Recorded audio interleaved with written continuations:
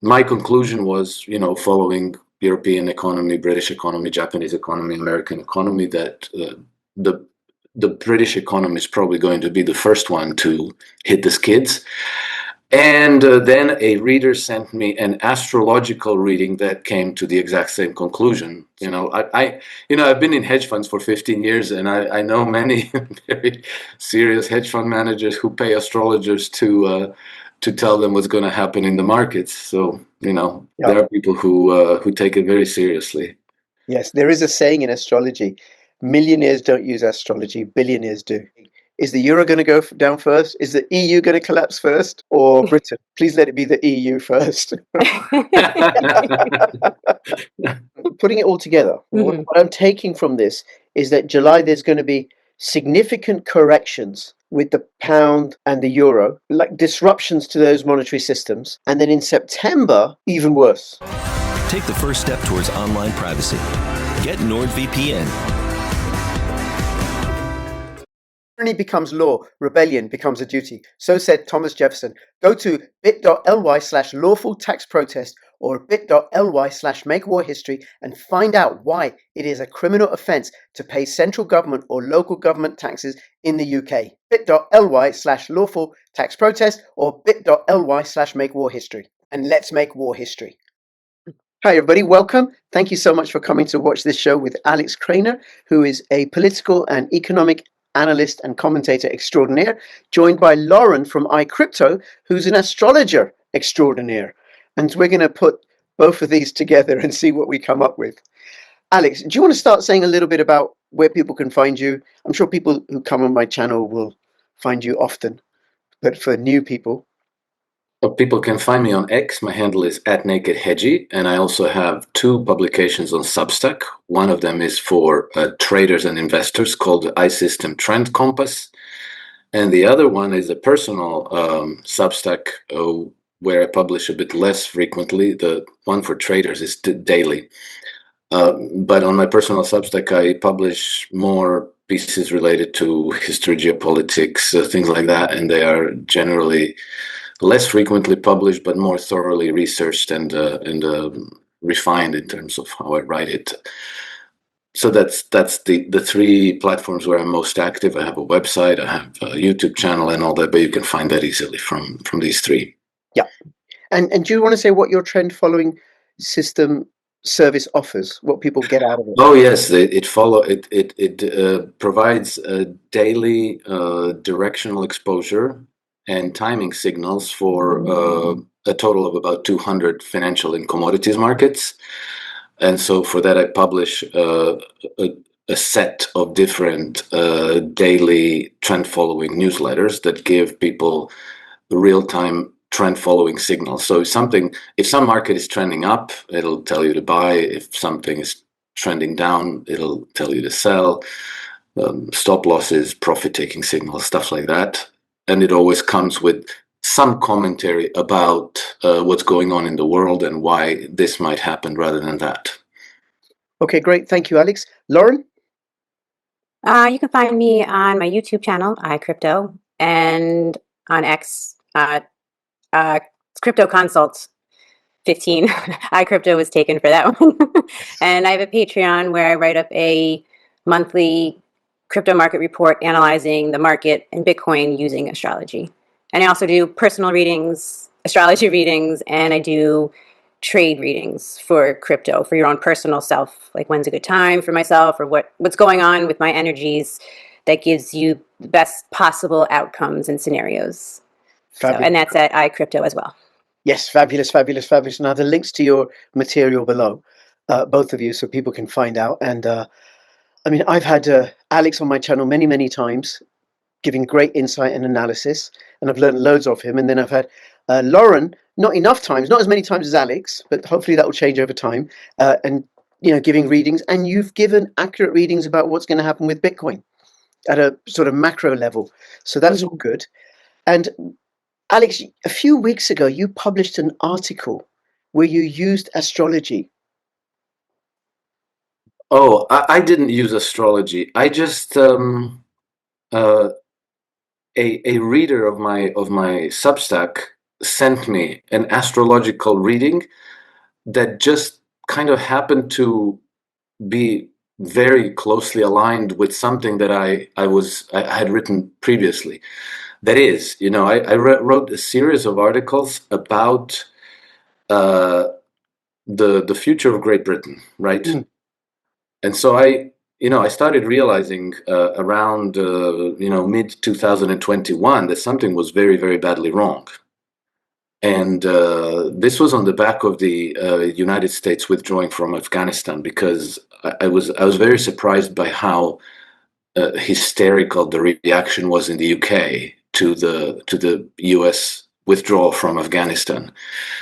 And I thought, well, something's bothering them very badly. So I started paying close attention. And anyway, long story short, a few years later, we come to the point of Starmer's election and, the whole mess in Ukraine and Ukraine's default, and everything's kind of hotting up. And I thought, okay, it looks to me like of all the Western economies, the UK one was the most vulnerable one and might be the first one to collapse.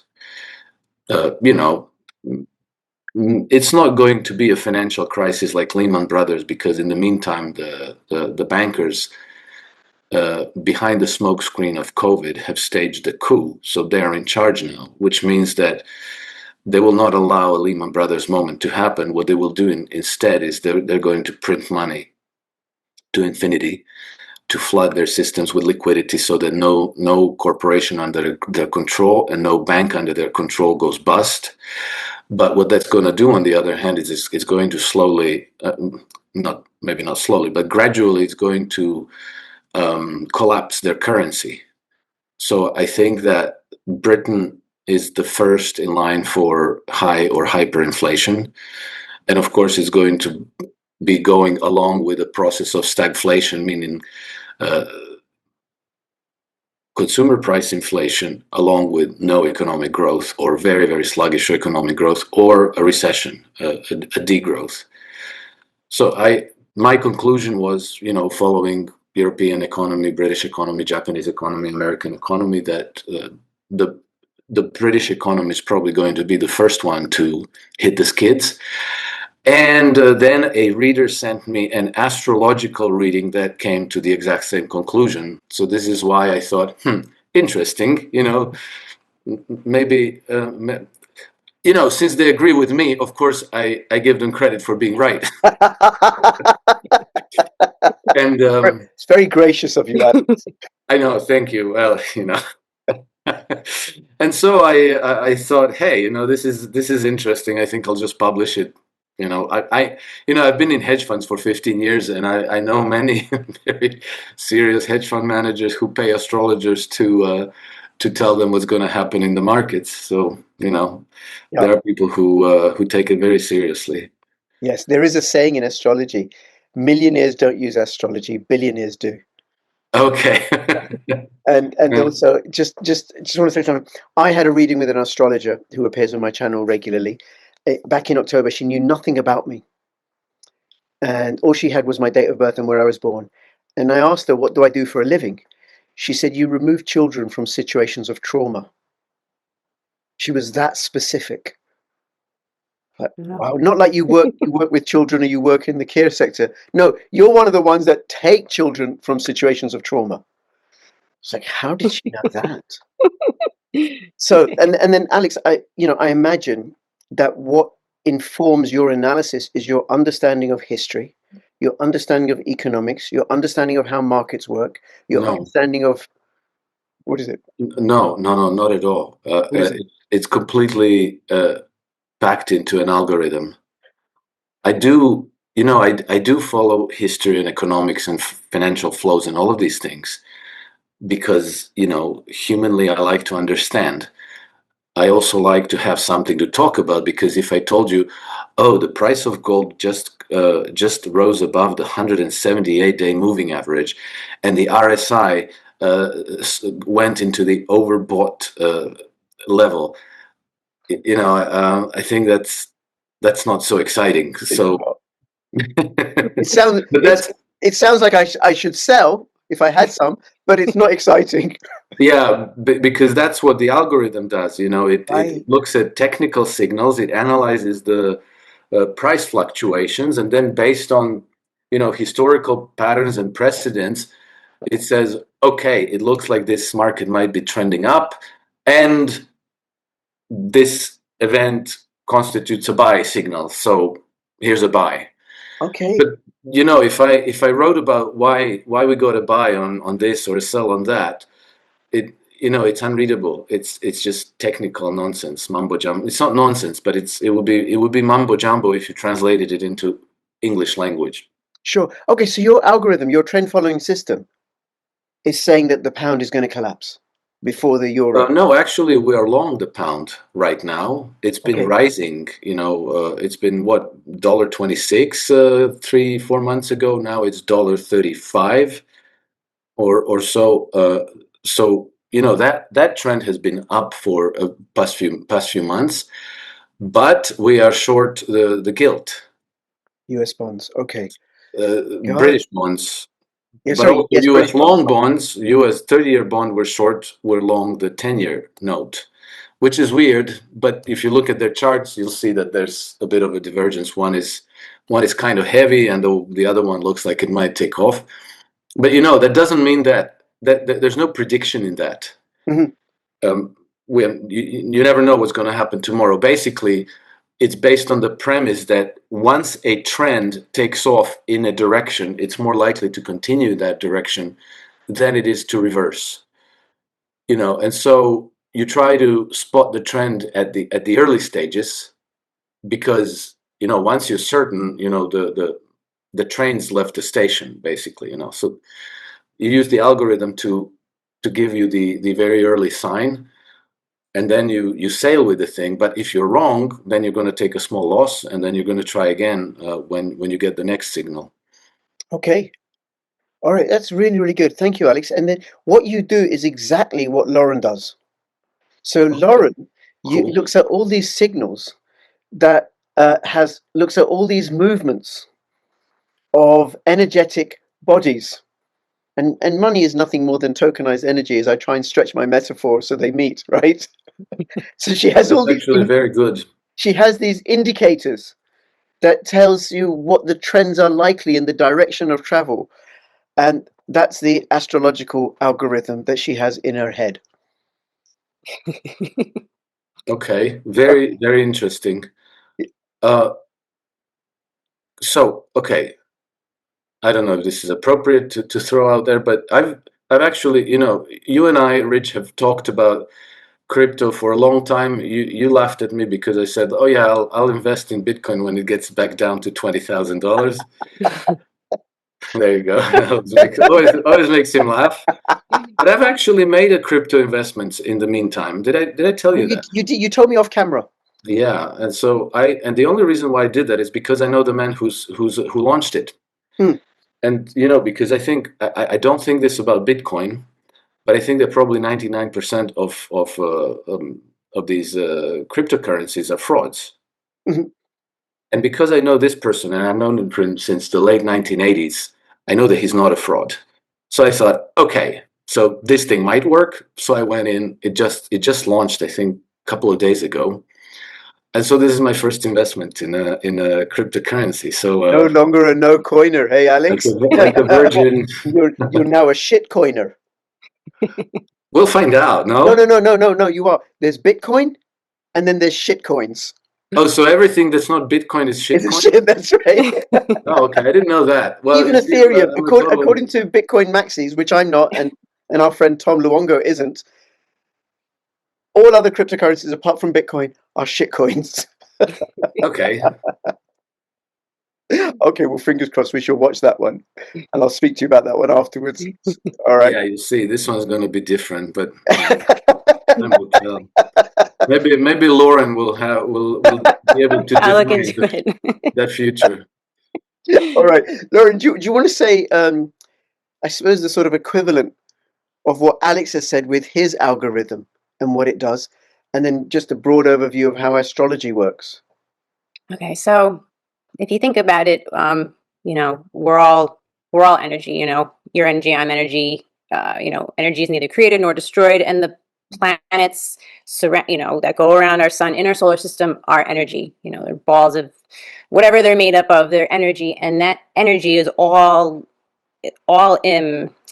influences each other. Whether yes, it's out in space and it's not here, but for example, we just have this Lauren, I'm going to geomagnetic. stop you. I'm going to stop you, right? Forgive me, because I think you may lose people straight away by just saying it's energy, right? Not necessarily Alex, but some of the viewers. And here's something I want to remind people. I want people to be aware of, right? In the West, and modern science fits inside the Cartesian paradigm after Rene Descartes, who said that basically the only thing that's worth for science to have any value, you have to be able to measure it. You have to be able to divide it and cut it into pieces. Okay, may I stop you now? Oh, okay. Because you see, I'm fighting the same battle. Yeah. Because what I do, trend following, in the financial market is considered woo, because, and I promise you, it's in one of my books, I'm saying like, it's completely at odds with the Cartesian tradition of thinking. Except, I'll tell you this, trend followers tend to outperform huge majority, probably greater than 90%, of all those very, very smart, sophisticated Cartesian thinkers out there that are managing trillions of dollars in different funds. And all of these people have utter contempt for trend following. They think it's nonsense. And I think that empirical fact, in any given year, about 2/3 of all active money managers lose money. That is, they outperform, so they actually destroy value. Wow. And the 1/3 that performs in line or outperforms, that population has a significant turnover. So if you look at it over 10-year periods, about 90 or more percent of all those really smart, sophisticated Cartesian thinkers underperform their strategy benchmarks. And then you have a bunch of trend followers who have been using the same algorithms since the 1970s or 1980s, who have been consistently outperforming. So anyway, I just meant to say this, say that, all those people who are, these very clever Cambridge, Oxford, MIT, Caltech educated smart people, Wharton, Harvard, they actually kind of suck at what they do. And I think that being open-minded to alternative approaches to thinking and analysis, I would encourage it. So when Lauren started to explain what she does, I was very interested. It didn't lose me. No, I didn't lose you because you're a smart man, Alex. So what are you saying about your viewers? Well, actually, Alex, some of my cousins. Oh, you're afraid of your yeah, they're gonna pick on you next time. Some of my cousins who, when I told them about Bitcoin in 2013, said, no, yaar, chhod do yaar, na karo, leave this, don't do this. But it is like that I was open-minded, that I bought Bitcoin in 2013, that I was open-minded, I didn't send my kids to school, because I'm interested. There's always more to discover. So I just wanted to say that. So astrology doesn't fit inside the Cartesian paradigm. It won't make sense. No, but I think I personally would love to know, more. Yeah, we will. If you don't mind. But like the Cartesian paradigm can't explain consciousness. And the astrology takes a more holistic view of the world that takes into account consciousness and energy and stuff. So I just wanted to interrupt you to say that, Lauren. I didn't know that Alex was going to interrupt me as well. No, he's interrupting me the again. Cartesian system is always, we can explain any phenomenon so long as you give us one free miracle.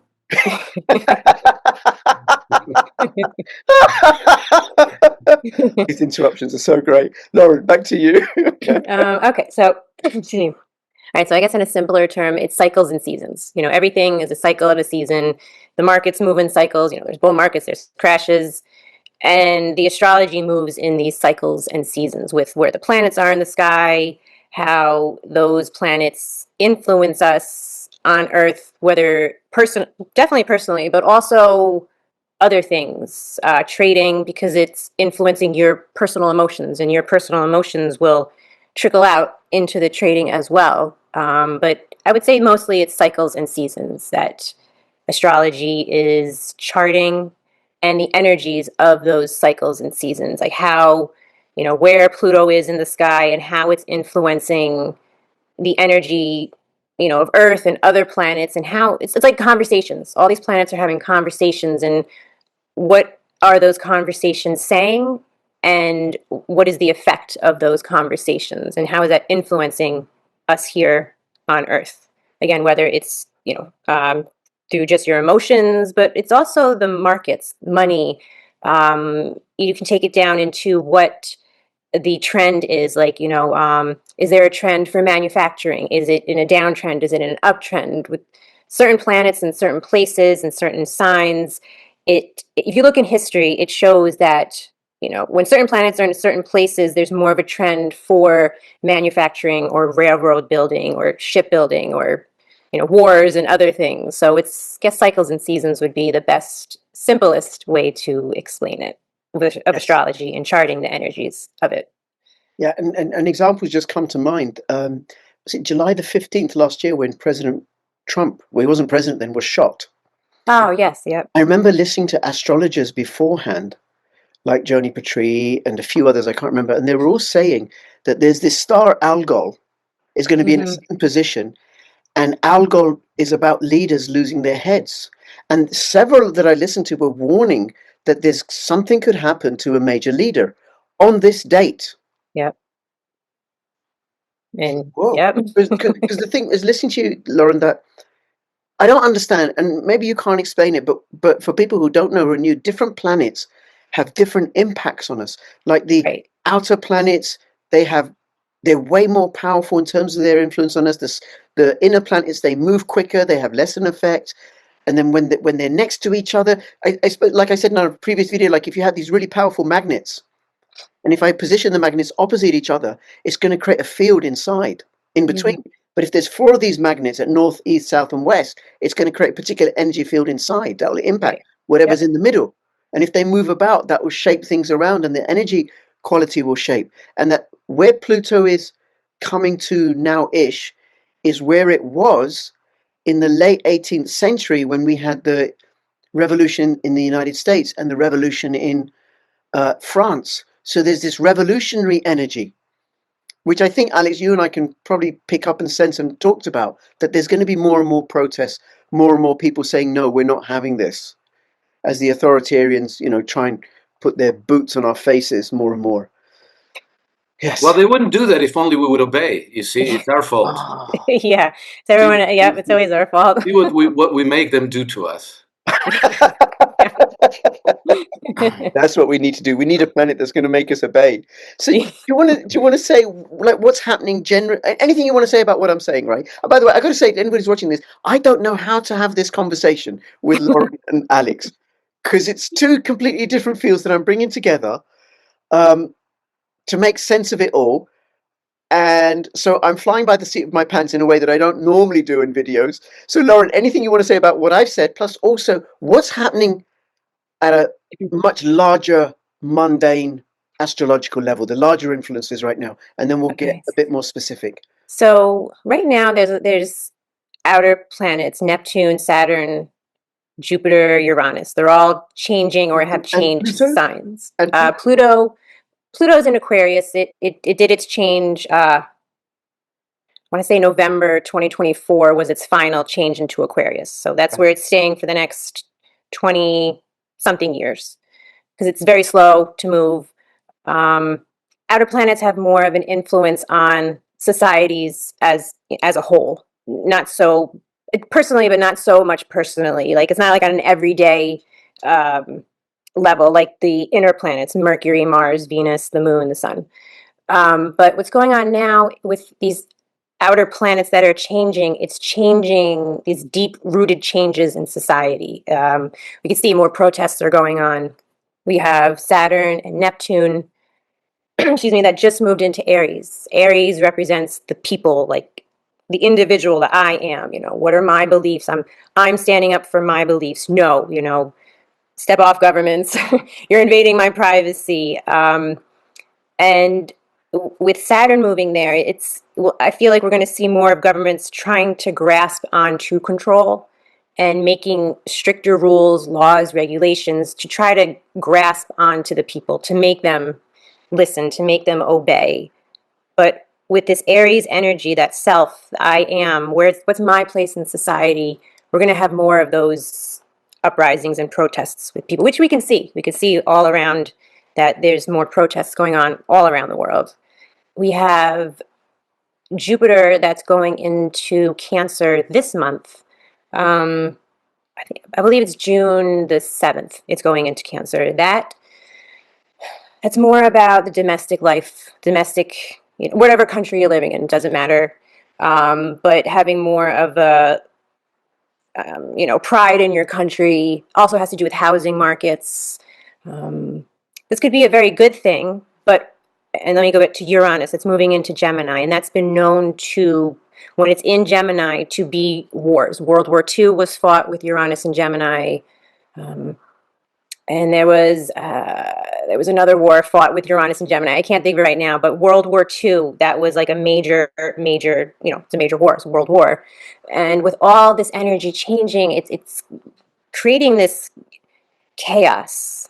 You could feel it. You could see it in the news, that like news is coming out so quickly. Like there's this story, there's that story, there's this, that's changing. And there's all these dynamics that are changing. It's literally changing society, how we live, what we do, how the governments are interacting with us.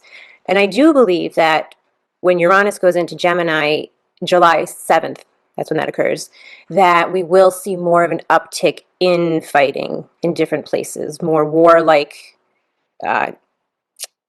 headlines coming out. We have them now, but with Neptune and Saturn in Aries, I feel like it's going to be the people more that are rising up. The protests causing, revolutionary energy, because the Civil War was fought when Neptune moved into the sign of Aries. It started the next day. Neptune moved into Aries in 1861, and then the Civil War started the following day. So there's a lot going, and it's just because it's so much energy that's changing and shifting. I feel like it's like people don't know what to do with themselves. Like they just feel kind of lost at certain times. They just feel like something is happening. I don't know what's happening, but something is like coming almost. You just have this sense of change, and that's with the planets moving, the outer planets. It's just creating chaos, and chaos isn't all bad. You need chaos to make changes. And I feel that these changes are necessary to bring in better a world for people, maybe move out some of these corrupt governments that have been ruling for however long, some of these monetary systems that are, on the brink of collapsing or changing, because monetary systems change every 80, 100 years. We move from the gold to the, dollar standard. And it's just, we're in that type of large change, like now. Especially this year with these planets changing signs. Alex, anything you want to say? Okay, so question, Lauren. Thank you for that. You said something at the beginning that, was it Pluto or Neptune moved into Aquarius? What exactly Pluto. does that Pluto did? Yeah. Mm-hmm. And then it stays there for 20-some years, right? Yeah. Mm-hmm. What does that mean? What is the implication of that? Okay, so Pluto is deep transformation. It's just like it takes away what is no longer working anymore, whether you wanted to or not, personal and in a large scale level. But it destroys systems and structures that have been in place that are no longer working any further. So with Pluto in Aquarius, like I'm not saying how much of a big deal it is. Like, I don't think in my words that I'm using, I'm emphasizing it, but it's like the death and destruction and rebirth. Like, things have to fall down before you can have something new come out. Sure. So I guess think of a phoenix. It does its thing, it burns, and then it comes back out. That's almost like a Pluto symbolism. Sure. And the fact that it moved into Aquarius, that That's some kind bit. of a change. Oh, yes. Excuse me. Yes, that's has to Change. do with our technology. Big on technology, revolution, humanitarian. Aquarius is humanitarian. It's for the people. It wants the good of all for everybody, not just the individual self. So, um, it's just this energy that is coming. It was in Capricorn, and it started to crumble the governments. You can see some governments that are starting to fall down, going through this change. So now, with this distress in the governments, with Pluto and Aquarius, there's this energy of that we need to create a government and a systems, institutions, not just governments, that is better for the good of humanity, for the people, not just for, the people at the top or just the government people. It does have to do with technology. So AI, you saw a huge uptick in AI just recently with last year, and that has to do with it too. Now, there's a lot of mixed emotions about AI. It's good, but some people, there's always a good side and a bad side to energies. So with AI, you could eventually have, I forget that movie where it predicts what you're going to do before you do it. Minority Report, I believe it was. Oh, right, yeah. So, eventually I feel that could be a possibility, but it's just revolutionary in every sense of the word. Governments, institutions, people, fighting out for other people, trying to make the world a better place. But if you take that to the absolute, you can have government systems that's not always good. Yes, you can want it for the good of everybody, but sometimes that's not always good. Things get fuzzy in that type of energy if it's too much. So, yeah, And big changes. there's something else I want to add, and your question is really good, Alex, because it's got me thinking. I think this is the answer. So Pluto and the other planets, as they move, what we're looking at, what astrologers look at, is their relationship to us on Earth. What's the effect that it has on us on Earth? But also, when a planet moves into Aquarius, then it's looking at, well, what's the relationship where that body is located in the sky, in the heavenly sky. So it's moved from this particular constellation, Aquarius or Capricorn, into another constellation in the sky, Aquarius, and that constellation of heavenly bodies has an impact on the planet, which then has an impact on us. Is that a That's oh good, great. That I is just perfect. Yep, deduced that that. is great. That is simple and perfect. I'm doing my own free course with Lauren when I chat to Lauren. Thank you for that, Rich. Yeah. Okay. Now I asked you to look at the astrology for the Bank of England, the pound, the euro, and the ECB. Because I don't have, I just have my brain, my mushy brain, listening to Alex and Tom and you and others, right? And like, okay, is the euro going to go down first? Is the EU going to collapse first, or Britain? Please let it be the EU first. So, do you want to start with one of them? Perhaps with the Bank of England, because that's the oldest one. The information that I was looking at, I looked at the banks, and the transits I was looking at I was looking at that article, Alex, that you posted, that someone wrote from the AI. So I was looking at some of that information to get an idea. I do have to say one thing before I go on is that AI is very good at understanding how, it can tell you maybe how different transits might come, the outcome of things or the energies or maybe what it means. But the one thing I would say to people, if you're going to look at AI with it, always double check that that it's telling you like the right information about things, because sometimes AI is incorrect on things. Like it's good, but you always have to double check that. Okay, is like it stated something about eclipses in October, and I'm like, wait a minute, which year is this for?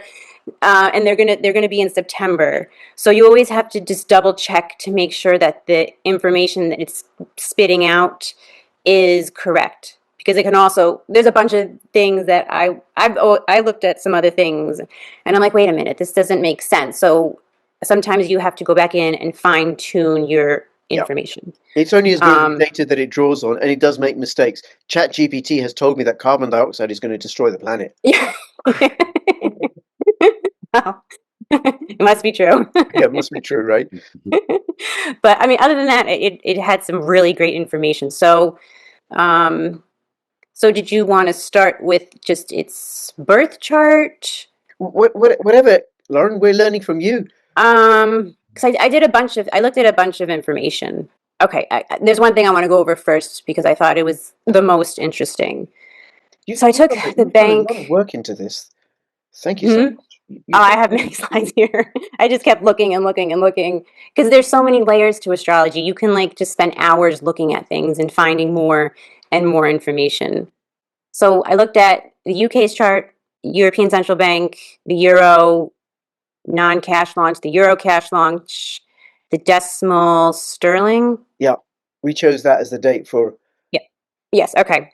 Yeah. So that's what I looked at. So I took all the information I looked at from that article. Again, I looked at different transits that it stated, and then I looked at different transits that from these banks that could be an influence to a financial crash. Because at first I wasn't sure how to go about it, but that's what I'm like, okay, let's just try to, get it a little simplified. And what I did find was that these banks have common themes to them. So a common theme was 10 degrees, the sun being at a degree of 10 degrees in charts. Capricorn degree, it's a Leo degree, it representing governments and leaders, not just monarchs, but leaders and governments. So signifying that if these people used astrology to draw up these charts, it just seemed like they wanted the sun or something very important in the chart at this degree to signify governments being the leadership role, being the one in charge, the one to create the rules and tell people, how to do their thing. Air signs, Virgo and Gemini energy was present a lot in these charts. Whether it's by the degree, degree means by where the planet was, at what degree it was in the sky. And that is energy of trading, analytics, regulation, communication, service-oriented transactions. And I just thought it was very interesting that these entities had these things in common, and it stood out a lot, let's just say. Another thing that I saw was that Uranus was something that was pretty important. Uranus is a revolutionary type of energy. It changes things quickly, suddenly. It's pretty powerful. And Uranus was at very important places in each of these charts as well, meaning that it seemed like they want Uranus in a certain part of the chart to give them the power to, whether it's to change the system, like the euro, was introduced, cash, non-cash, the decimal sterling system was introduced. It was a new system that changed things. And Uranus brings about sudden changes. So yes, sudden changes. Quickly. Yeah, and I feel like that. That almost like that they needed it there in certain positions in order to be able to make these changes, to make these radical shifts within these financial systems. The UK chart as well had Uranus in the first house, changing up the governments. Again, changing the government. It's a radical thing to change a government from, certain countries and changing it into something new. It's, radical, it's powerful force. So I thought that was very interesting, and I just wanted to bring that up because I always look for patterns within the astrology because I feel like those patterns kind of emphasize, like, yes, this is something that is correct. It's not just a one-off by chance. Well, Lauren, just on that, technical traders, and I assume Alex's algorithm looks for particular patterns. Mm-hmm. Within the financial indicators that it uses. I look for patterns of human relations within a household to look and see, if there's abuse going on. I know a heart surgeon would look for certain patterns. Yeah. Trees fit a certain pattern. We all know what a tree looks like because it fits a certain pattern. So that makes sense. While you're talking, can we look at slide 21? Because I thought that was because what you're saying is really, really useful. But for people, lay people like me and Alex, I mean, certainly me, what I'm interested in is, well, what's the outflow of it? How does that, what's the impact of all those positionings? That's Okay. what's key. Okay. So for in the birth charts, the Capricorn, Leo, Virgo, and Gemini energies, it's showing that Capricorn energy is to preserve order, authority, structure, control, governments, institutions, banks. That definitely represents banks, long-term planning, rules, economic cycles, because Saturn rules the sign of Capricorn. Leo, this dominant energy in these charts is about power, legacy, status, monarchs as well, but there's not many kings and queens today. But in the UK, I mean the king of England is still around, but Still around. But the real ruler is the city of gold. London. So it's representing power. It's the leadership, them wanting to be the leader, the number one, to be the ruler, leave a legacy, a long-standing legacy. The Virgo and Gemini energy was more fine-tuned to the regulations, the technical aspect of banks and money moving around, financial entities based on rules and management, because you need some rules within banks and laws, the daily behind-the-scenes operations, communication, trading, information, transactions, because banks and money is transactions, and liquidity focused actions. So that's what that dominant energy is. It was just showing how that this energy matches what banks are, what banks are, what they do, the power that they want to hold, and the forces behind them. Okay, so then can we look at the currencies and when collapse, when Okay, so hyperinflation? I break this down a little bit more. Um, so again, I took UK transits that were happening, planets that were moving in the chart of the United Kingdom. I took those transits and I looked for different major transits that were occurring within the banks that I looked up and the Durling. I'm not saying it right. The Yeah, decimal system. yeah. And what happened, for people who don't know, is that there was pounds and shillings and pence and florins and crowns, and then I think in 1971 it was a sudden decimalization, that it became working on the base number of 10, so 100 pennies to the pound instead of, I think it was 144 pennies to the pound. Just completely silly, right? So 100 pennies to the pound and so on. So that was a major change. Okay, so what I did find was that these banks um, have a couple of very intense, important things going on around these transits around the UK. Because UK in that article again was pointed out, and Alex, you said that you felt like it was going to be the first one to come down. So the ECB, European Central Bank. Hold on, let me start in July. I don't have this in order, but so in the UK in July the 6th and the 19th, Saturn is opposite United Kingdom's Uranus. Um, Radical shifts in governments, radical changes in how they are projecting their authority, just something big, large, radical. Could, whether it's people rising up or could be maybe rules and regulations that they're trying to put on people that they don't agree with. But for the Euro cash, there was a transit occurring during this time that was signifying a loss of confidence in the euro and central bank policies. And this was Jupiter opposite to its Venus. Okay, Venus does represent values. and that's coming up on July the 11th, you're saying, right? July 11th, yeah. Which is Yeah. 2 days after the the suspension of the 50% tariff. That's Right. right. Yes, I forgot Ends. about that.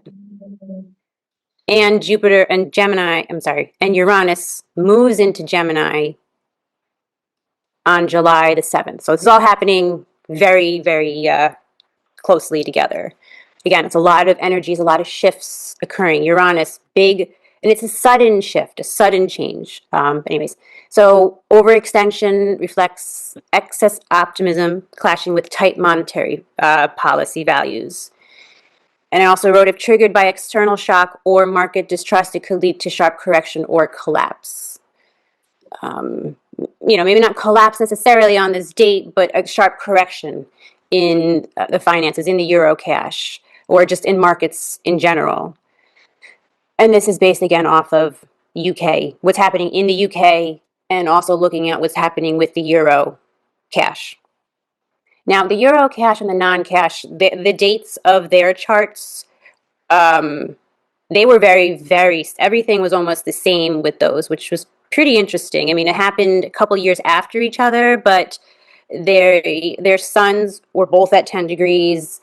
And this is 2 years, or 2 or 3 years, 2001. This is 3 years afterwards. So they're not done on the same date 3 years later, but their charts were very similar. So again, whether they wanted it that way or not, I don't know, but it seemed like they wanted to emphasize something with this euro. Okay, so July 6th through 19th, again, the decimal sterling has Pluto sextile to Neptune. And Pluto next to the most bottom point of the decimal sterling system's chart. The most bottom point of the chart, it's the most private part of it. Okay, it could be hidden things, but it's the most private part. Now, sextile, not going too far into it, a sextile is looked at as something that's positive. Something good could happen from it. But with this, it could contribute to some sort of collapse or monetary issues because it's more of a dissolving of foundations of the monetary system, exposing those hidden agendas. Okay. Then there is the eclipses. Oh. Those happen in September, and those are a big deal. A lot of things, events usually you can see happen around eclipses, whether it's a couple days before, afterwards, but there's usually always event that occurs around eclipses. So this, I think, is the most important out of all of these dates and everything I have on here. Saturn is square to the euro non-cash's midhaven. Saturn, limitations, rules, regulations, midhaven, the highest point of the chart, how the world, its mark on the world, what it's doing, contributing, I guess, to society, we could say, its influence on people. And I have political leadership, monetary crisis. This could be a point of a monetary crisis around this time. And it might not be exactly on the 7th. Again, things are always in motion, so it could be beforehand, it could be afterwards. But this, I thought, was one of the most important things within all these dates that I was looking at. Okay. So Lauren, putting it all together, what I'm taking from this is that July there's going to be significant corrections with the pound and the euro, like disruptions to those monetary systems. And then in September, even worse around the eclipses. Right. Now, it could be something that happens that sparks something to occur with the monetary systems that gets the ball rolling. I wouldn't look at this as, on July 11th, it's going to be an absolute crash and, everything's going to be worth $0. I feel like it's going to be more events that are occurring that are like snowballing into something bigger to occur. And the eclipses are, again, they're pretty important. So that could be a time when we see the outcome of all these events building up into something bigger. Alex, anything you want to say or ask? No, fascinating. I'm listening, I'm reading, I'm looking, and we'll find out. But the dates, it's interesting. I think there's a good chance that, not understanding, these planetary positioning, but I see that there's a good chance of something happening at the beginning of the summer and then at the end of the summer. Yeah. And I think that euro and the pound are really set for a brutal correction. But again, yes, as Lauren says, it's not going to happen overnight. But I think that the unraveling might be triggered at that point, and then it just goes, just accelerates.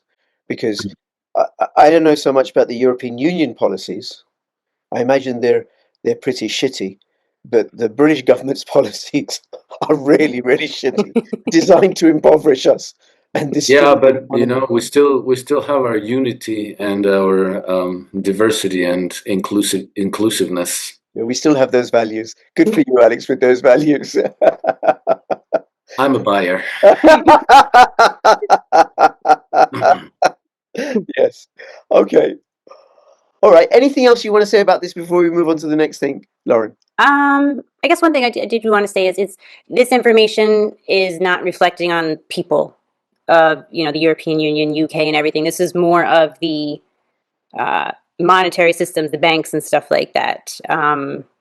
Yeah, that's all I wanted to say. Okay. Now I did ask you to have a look at Keir Starmer's transit chart. That was extremely interesting. Was it? Do you have time for that, Alex? Do you want to do that? Yeah. Okay. So because he's the leader right now, his chart is very influential.